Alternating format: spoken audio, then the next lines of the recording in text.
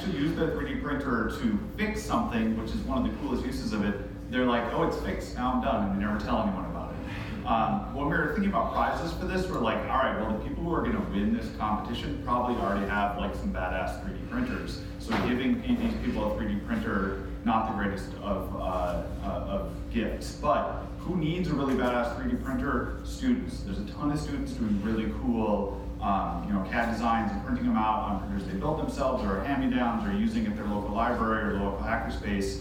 And so what I'm here tonight to ask for is help get the word out to these students who would do amazing things with an amazing 3D printer. So we've reserved in this contest brand new fully assembled Prusa i3 Mark IV with the 4 material upgrade on it. It's like a $1,500 bundle of 3D printing love from a company that supports open hardware, reserved just for student entry. And all they need to do is show something that they've repaired through 3D printing and say, I want to be considered for the student prize on it. So tell some students, get the word out there. We want a great, up and coming, amazing engineer to have this tool to work with them. We also have one of these reserved for hackerspace. So if you have a hackerspace that's looking for some new gear, enter, and we'd love to select it for you. Thanks.